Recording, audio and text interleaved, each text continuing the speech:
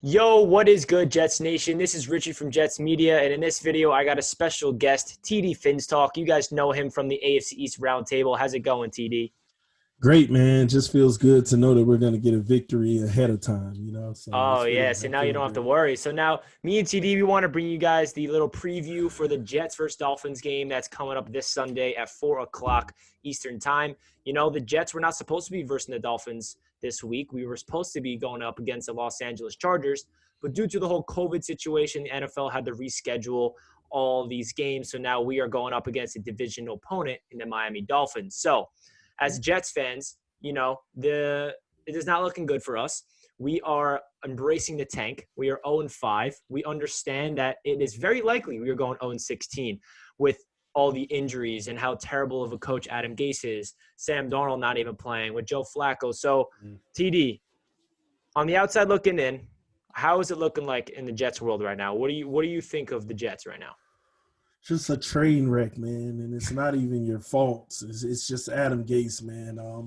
We had Adam Gase, as you all already know, all the Jets fans know, and you know very well. I've been talking to you off camera, Richie, about Adam Gase, and everything that I've told you has anything not come true so far? Everything you said have been right so far, and I hope you're wrong on your other prediction, though. Listen, well, yeah, I hope so for you all too, because I love competitive football. I don't like to see teams go through what we went through with Gase. But also, man, I was thinking about the other day when you told me about, the receiver that you all have who was battling injuries and he's healthy now, but Gase is not playing him. Yeah, he's not And playing. He's out for Sunday.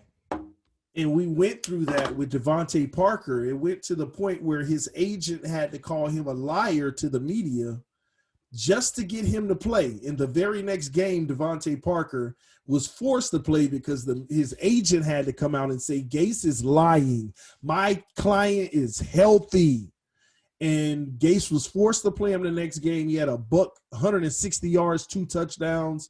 It was ridiculous. That And if is you and you told me your guy told Gase that he's healthy and he's still not playing him, I've seen this before, man.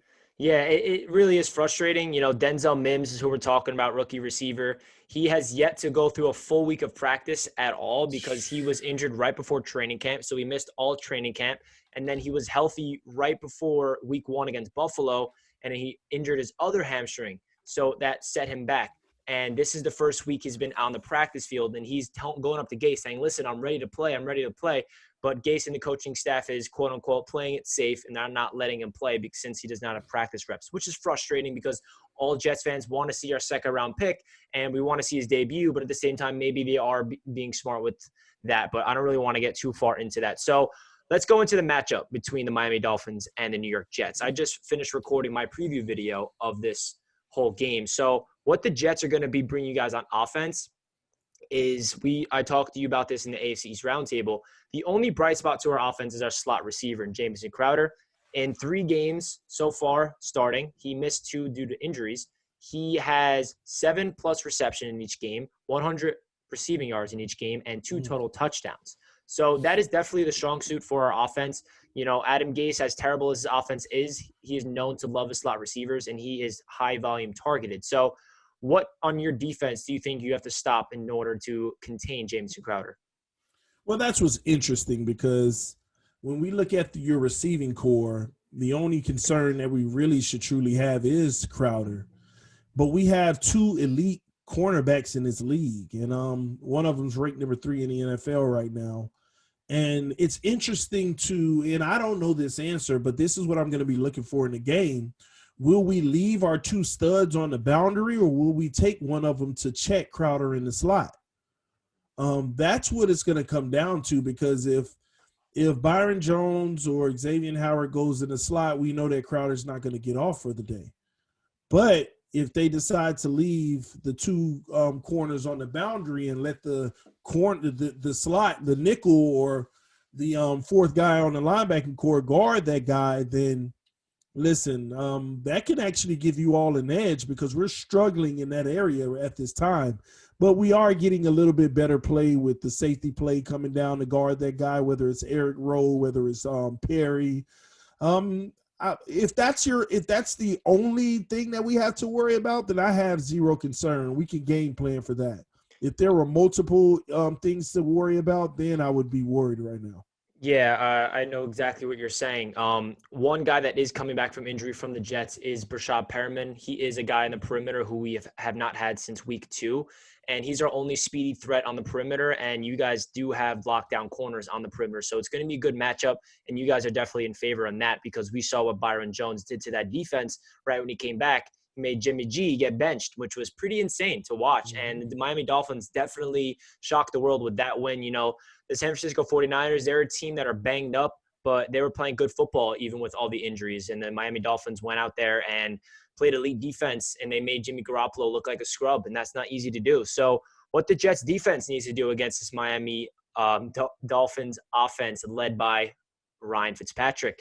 Jets fans are very familiar with Ryan Fitzpatrick. I am a big fan of Ryan Fitzpatrick. He led us to a 10-win season. Unfortunately, we missed the playoffs, but, Ryan Fitzpatrick, I'll always root for. And unfortunately, he has to be on a divisional rival. But, he is the type of quarterback that all Dolphins fans know and Jets fans know that he can either have a game for 350 yards and 3 touchdowns or 180 yards and 3 picks. We don't know which one you're getting. Luckily, you're going up against a struggling Jets defense. So it is in your favor, especially coming off the game that Ryan Fitzpatrick had. So what do you think you want to see from Ryan Fitzpatrick in order to solidify the victory for the Dolphins? I think that's the advantage that we have in the game. This is the one game where it doesn't matter if we get the 185 with 3 interceptions, because with those 3 interceptions, he still might give you 2 touchdowns. And because our defense is playing much stronger now. So I think we're entering into a phase that even if we struggle on offense, our defense can help us sustain, but we can't overplay our cards in that area and end up getting beat. But Ryan Fitzpatrick, I look for him to actually have one of those good games, one of those successful games. Our tight end is coming on so well. Devontae Parker is playing at a Pro Bowl level on the outside at the receiver position. Preston Williams finally getting his stride back last week with the touchdown, actually 110 yards. We're just looking good on offense, and the running game hasn't been superior, but it's been productive. It's been moving the chains. So I look for Ryan Fitzpatrick to continue to go to his outlets, especially against a struggling defense, and have a really good day. So what are your thoughts? I know at first with the whole Le'Veon Bell situation that you find out that the Dolphins are in on signing him. And at first you didn't want him. And then you switched. You're like, wait a second. Maybe Le'Veon Bell, this is the right move for the Miami Dolphins right now. And Le'Veon Bell's hometown is Miami, so it all made sense. So what really happened on there? Why do you think Le'Veon Bell would have been the right fit if he did decide to go to Miami? Well, at first I didn't want him because when you first say Le'Veon Bell, all you think about is $14 million a year. But then whenever you understood his current contractual situation, all the guaranteed money was almost gone.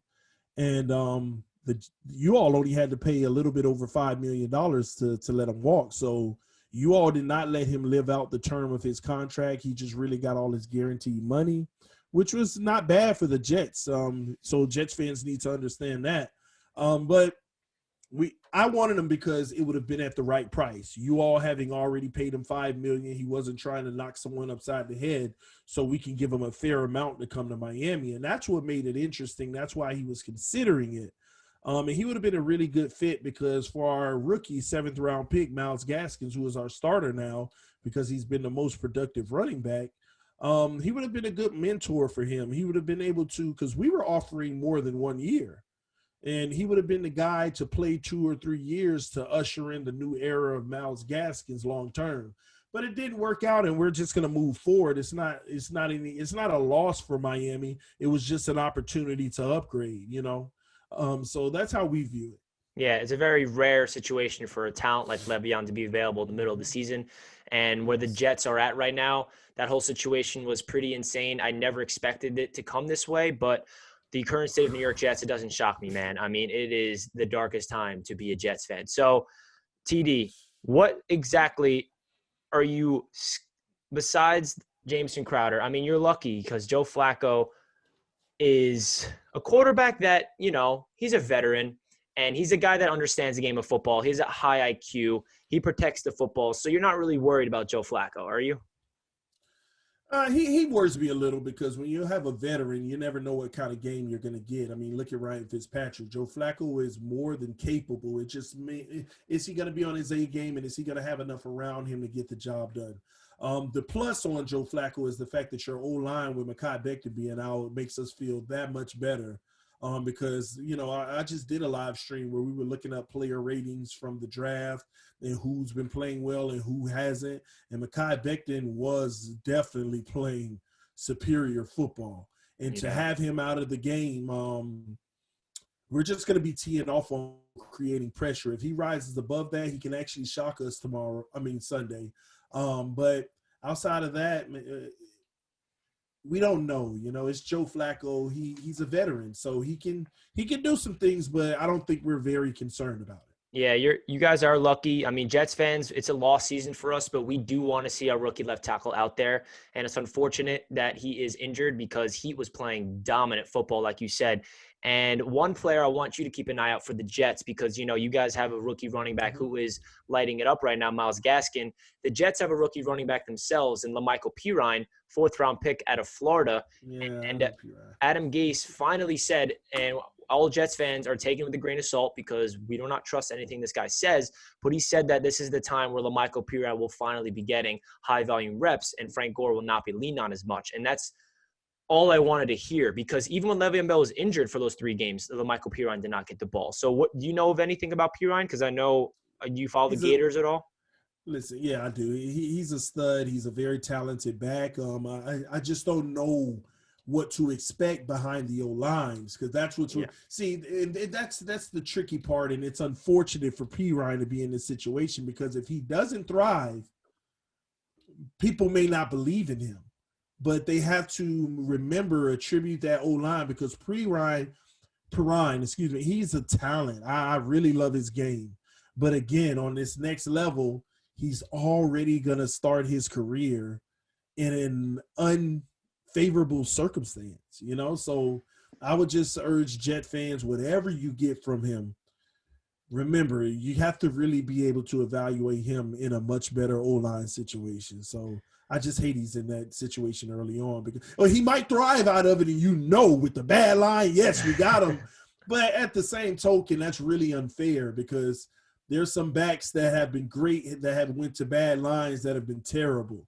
There's only a few backs in the history of the league that can operate behind a bad line. So you can't put that on every running back. Yeah, it's a sad truth, and that's really what's going on with the New York Jets. It's hard to evaluate talent when there's really nobody around anybody to help anybody out, And, that really does it for this episode of me and TD talking about the preview. I appreciate you coming on the channel. Guys, if you did not know, me and TD, we are part of an AFC East Roundtable debate every single week on Wednesday night. It is awesome. We've been doing it for 2 months now, which is crazy.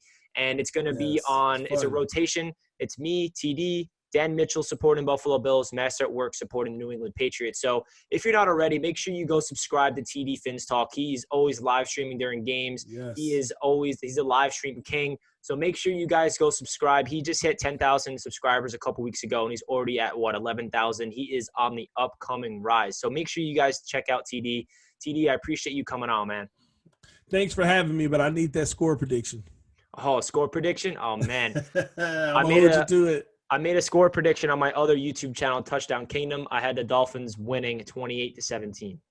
That's why I like you, Richie. You're a realist, man. And I got the Dolphins winning 37-13. Jeez. All right, man. All right, man. That's what we're expecting. But you enjoy your live stream during the game, and I'll be live during it. And we'll enjoy this game, man. We'll talk afterwards. Thanks for joining, TD. All right. Thanks for having me. I'll see you soon. Peace. Of course. Peace out.